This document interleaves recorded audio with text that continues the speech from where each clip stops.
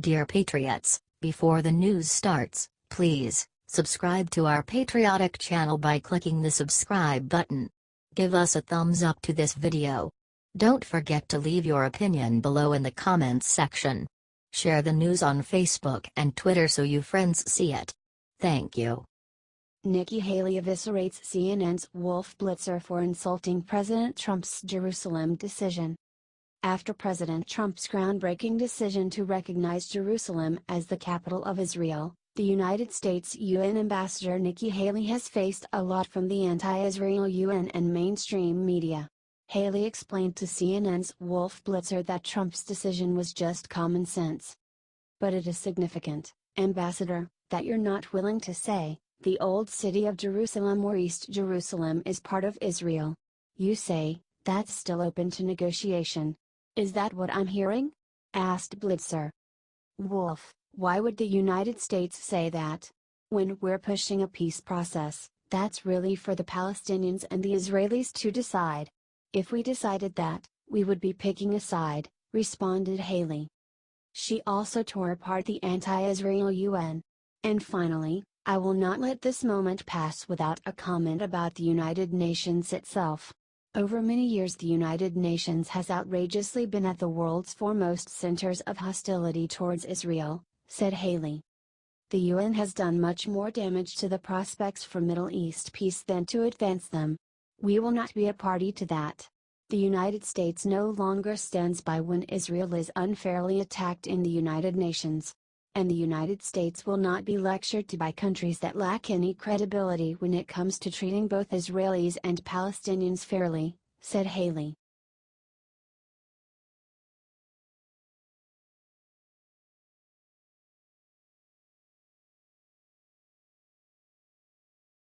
Transgender weightlifter argues that it's demeaning to think it's unfair to beat women.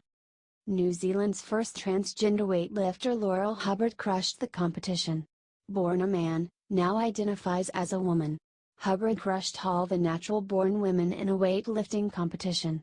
Hubbard changed genders just 4 years ago, and won the women's silver medal championship. I know some people believe that's the course of action I should take, but weightlifting is part of me. The draw to compete is part of me and I'm not sure that standing back is an option I could have pursued, said Hubbard in an interview. Hubbard then addressed critics who felt like the victory was unfair.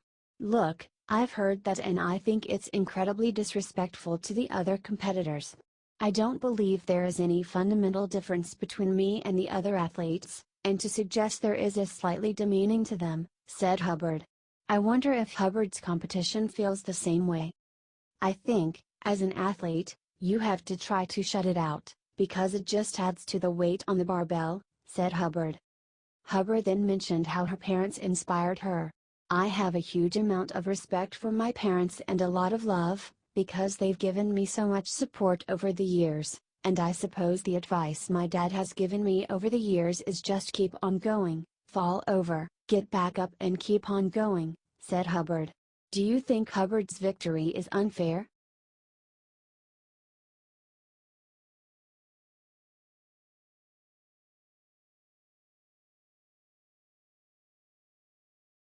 Sounds like something out of a novel. Joy Reid mocks Christian beliefs about Israel.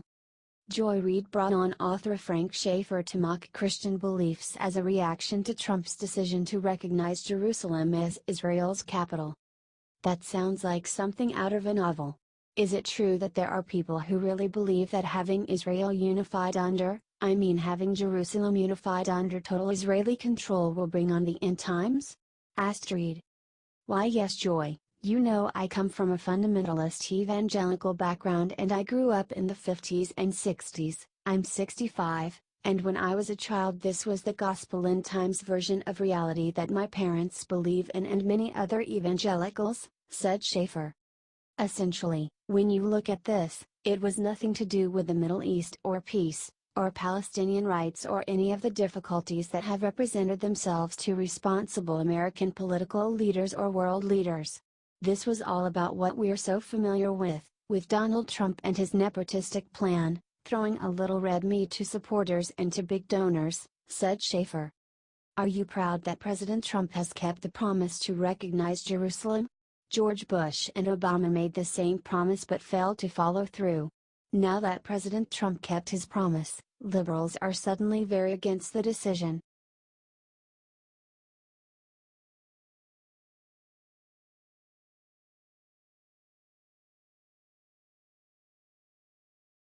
But inside I was shaken, Sarah Silverman exposes trauma she experienced after seeing American flag. Liberal comedian Sarah Silverman shared a story of a traumatic experience she went through. Seeing a waving American flag. No joke. I had a boyfriend many years ago. He was my first boyfriend who had his own house, and one day I went outside to see what he was doing, and he was hoisting an American flag up the flagpole in his front yard and I instantly felt very weird. It didn't make sense, but I felt this feeling of like, I felt scared. Yeah, I felt scared, said Silverman. She proceeded to ask her boyfriend why he was hanging an American flag. Because I love America, he replied. I was like, right, of course. But inside I was shaken, explained Silverman. I had no idea why I was freaking out. I had this very visceral reaction, and my sister, who knows ST because she's a rabbi in Israel, explained to me, she was like, dude, nationalism is innately terrifying for Jews. Think about it, flags, marching, blind allegiance? These things tend to ring a bell for us, said Silverman. Right. Of course. Duh. It made sense, she added.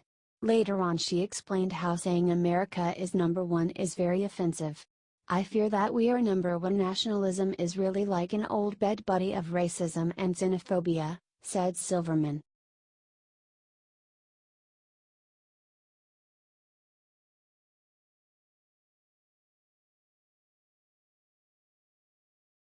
Chelsea Handler releases video mocking Sarah Sanders' appearance, she pays for it. Chelsea Handler continued her relentless assault on Sarah Huckabee Sanders' appearance. She recently made headlines for saying that Sanders wears whore lipstick. Handler is a feminist, except for when it comes to conservative women it seems. Get the Sarah Huckabee Sanders look at Fortune funny. New at Chelsea Show Friday, tweeted Handler. She shared a video of a woman doing a Sarah Huckabee Sanders makeup tutorial. The point of the video was to mock Sanders' appearance. Glad to see how much of a strong feminist you are, by promoting positive body image of other females, responded one user to Handler sarcastically. Handler responded. This woman deserves to be taken down. She is pure evil, she tweeted. Mike Huckabee commented on Handler's insults to his daughter appearance. I'm surprised that there were not women on the left who at least had the decency to call her out for this. I know you're probably expecting me to be very angry about it, but truthfully, when I read what she said and then I watched it, I felt sorry for Handler, said Mike Huckabee. She seems like a very angry and bitter person. Look, she's almost as old as me. So this is at a point in her life, she needs to start mellowing out. And she seems to be just in a rage. The sad thing about it, she boasts about the 2 abortions she had at 16. I think in many ways she's jealous of my daughter, said Mike Huckabee.